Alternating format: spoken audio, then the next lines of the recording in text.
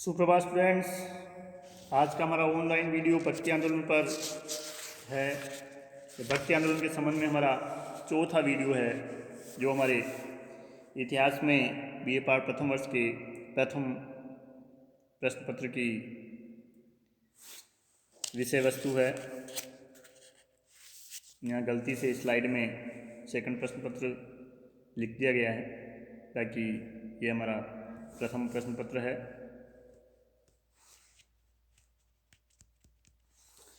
आज के वीडियो में हम संत नामदेव, संत रैदास, संत दादू और मीराबाई के संबंध में जानकारी प्राप्त करेंगे। नामदेव महाराष्ट्र के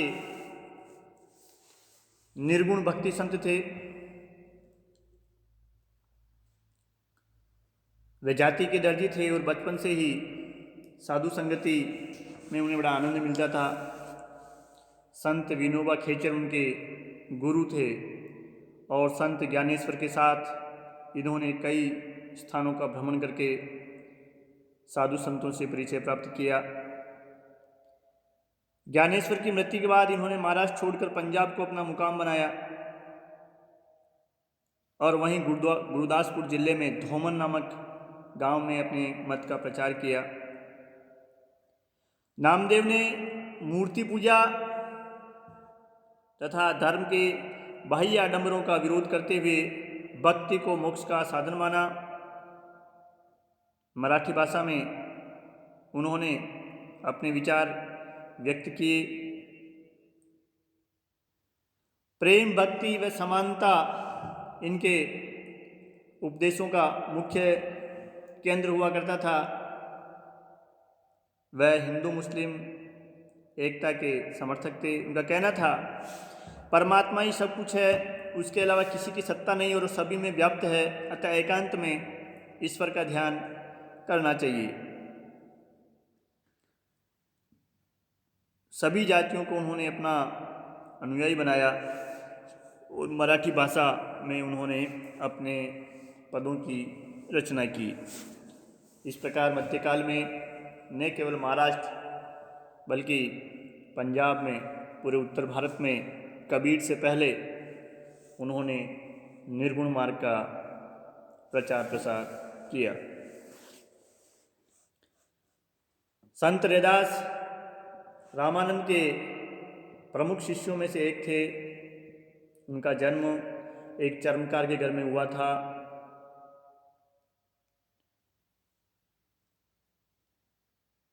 रैदास भी निर्गुण भक्तिधारा के एक महान संत थे और शिक्षित नहीं थे, परंतु अपने गुरु की कृपा से उनमें अनुपम काव्य रचना और प्रतिभा विद्यमान थी।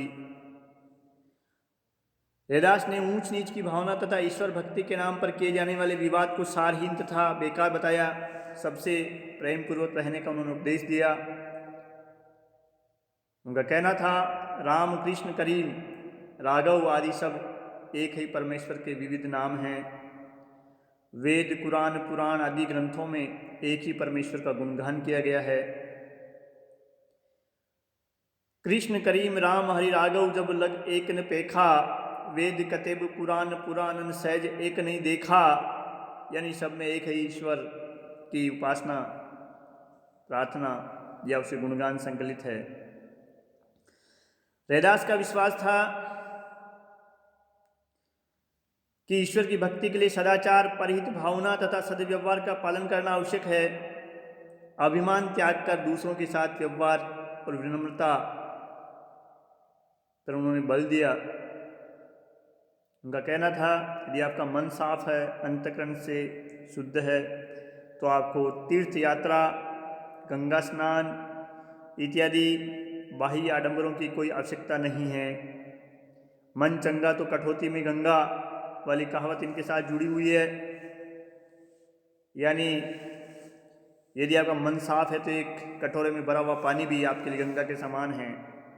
आपको गंगा स्नान की कोई आवश्यकता नहीं है। रैदास के पद सिखों के पवित्र ग्रंथ गुरु ग्रंथ साहिब में भी संकलित है। गृहस्थाश्रम में रहते हुए उन्होंने विरक्त,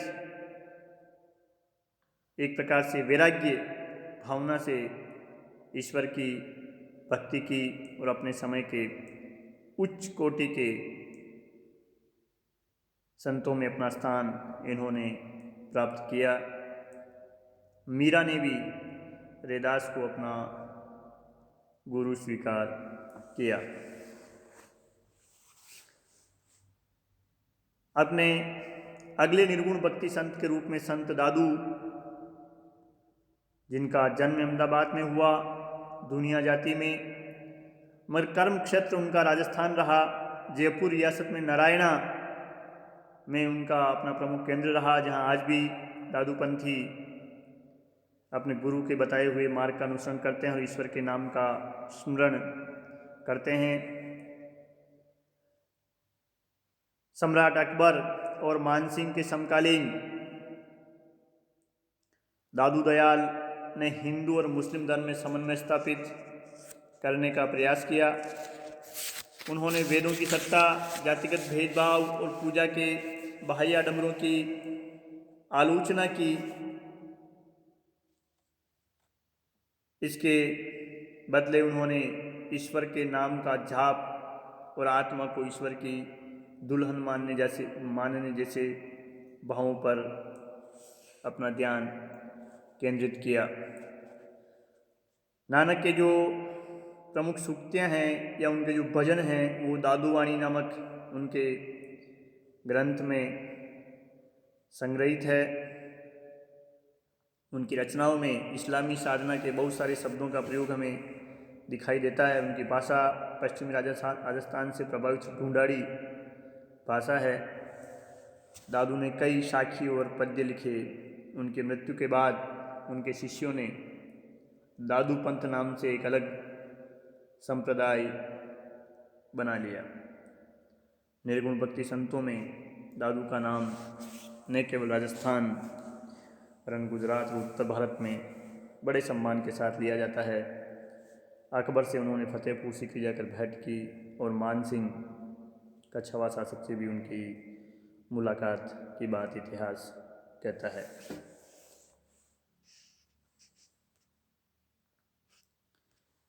सगुण भक्ति संतों में मीराबाई के बगैर भक्ति आंदोलन का इतिहास अधूरा ही रह जाता है। मेवाड़ के प्रसिद्ध और शक्तिशाली शासक राणा सांगा की पुत्र वधू भोजराज की पत्नी मीरा जल्दी ही विधवा हो गई और कृष्ण भक्ति तो उनके मन में बचपन से ही उनके पितामह राव दूधा द्वारा बीजारोपित कर दी गई थी। और कहा जाता है उनकी दादी ने बचपन में ही कृष्ण को उनका पति कहा था। इसलिए उनकी जो भक्ति है एक प्रकार से माधुर्य भाव की है। कृष्ण को उन्होंने अपना पति ही नहीं अपना सर्वस्व माना है। मेरे तो गिरधर गोपाल दूसरे न कोई, जाके सिर मोर मुकुट मेरो पति सोई। मीरा की भक्ति दैन्य और मधुर भाव से ओतप्रोत है। उन पर तत्कालीन योगियों, संतों और वैष्णव भक्तों का भी प्रभाव पड़ा। इसलिए कभी उन्होंने कृष्ण को निर्गुण निराकार ब्रह्म माना तो कहीं सगुण और गोपी वल्लभ। मीरा के पदों में उनके जीवन की सहज अभिव्यक्ति मिलती है।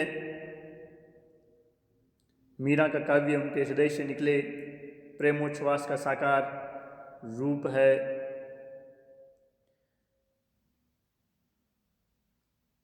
मारो तो गिरधर गोपाल दूजों ने कोई, ये एक प्रकार से अपने आराध्य को अपना सर्वस्व मान करके सब कुछ सर्वस्व समर्पण करने की मीरा की चाह है। उनकी भक्ति की एक प्रकार से पराकाष्ठा है। मीरा की रचनाओं में स्त्री पराधीनता की टीश है जो भक्ति के रंग में रंग कर और गहरी हो गई है। उनके पद उनके जीवन में हृदय की पीड़ा, वीरानुभूति और प्रेम को अभिव्यक्त करते हैं। मीरा के भक्ति आज भी गुजरात, राजस्थान, उत्तर प्रदेश आदि में गाए और सुने जाते हैं। सूरदास कृष्ण भक्ति की अजस्त्र धारा प्रवाहित करने वाले सगुण भक्ति संत थे, जिनका जन्म मथुरा के पास रुनकता नामक गांव में हुआ था और बाद में वल्लभाचार्य से उनकी मुलाकात हुई और वे उनके शिष्य बन गए। वल्लभाचार्य ने उन्हें पुष्टि मार्ग में दीक्षित किया।